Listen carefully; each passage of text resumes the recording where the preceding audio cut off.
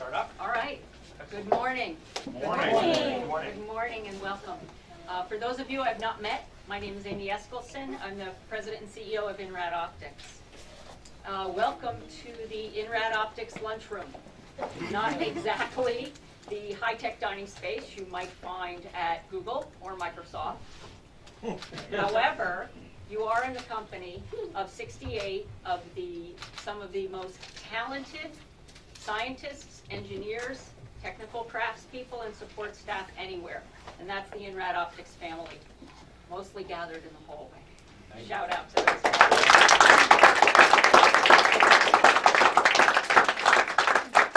Founded in 1973, INRAD Optics is a vertically integrated manufacturer of optical crystals and optical components and assemblies.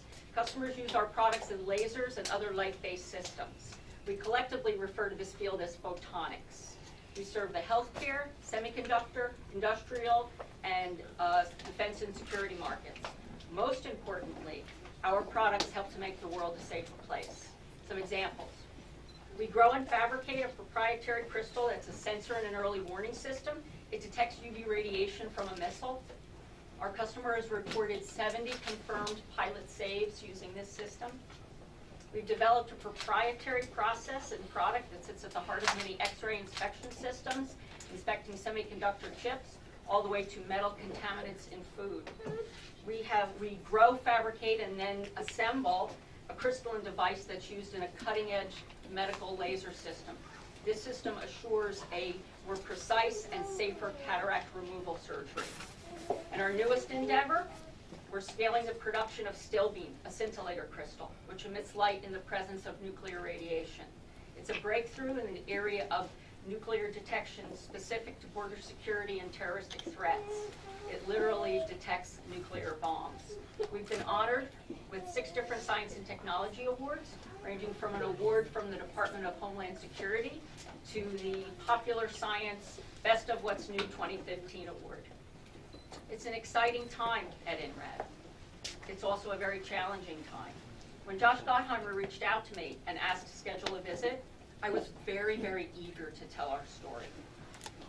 Josh came in, sat down and said, I want to understand the challenges you face. I want to understand whether it's taxes, whether it's regulation, what are the issues that are important to you.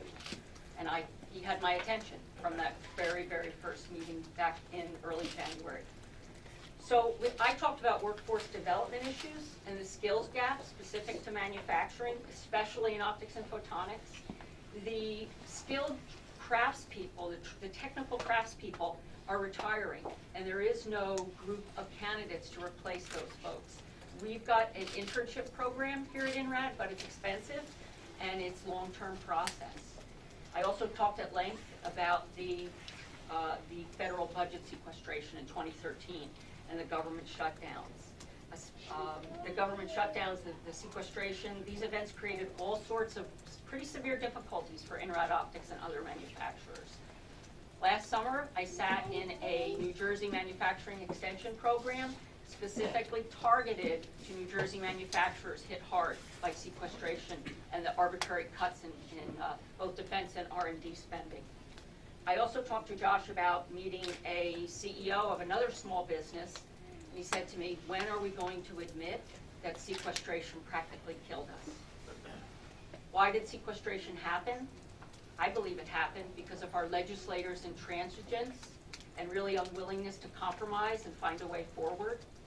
And INRAD Optics was directly affected by those decisions, or really lack of decisions, that were made in Washington. So thank you, Josh. Thank you for asking about our challenges, wanting to understand what it means to be a manufacturer in New Jersey. Thank you for taking the time to be interested in INRAD Optics and other businesses in the Fifth. And thanks for your commitment for reaching across the aisle and working towards solutions. I believe a collaborative approach is always best.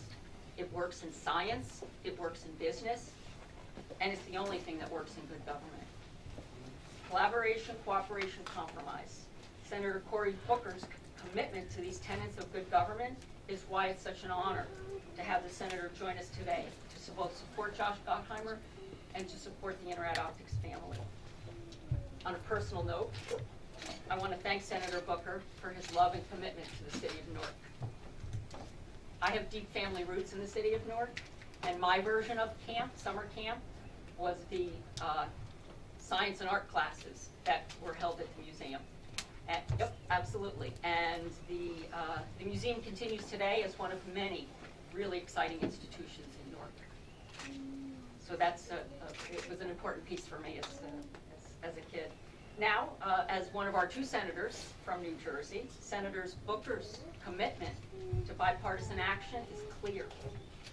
From the recently passed bipartisan judicial reform bill to the bipartisan introduction of the LEAP Act, which will address workforce skills gaps with apprenticeship programs, exactly as I mentioned, and also the most recent, the bipartisan Senate resolution supporting U.S. technology development of the Internet of Things, which I should mention does not happen without optics and photonics.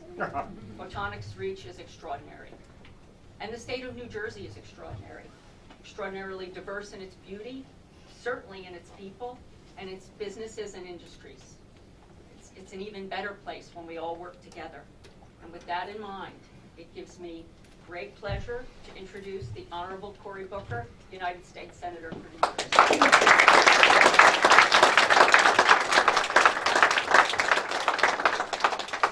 That is an extraordinary introduction from someone who is running a company that is not just making a difference for New Jersey, but is making a difference, I think, for the strength and safety of this world.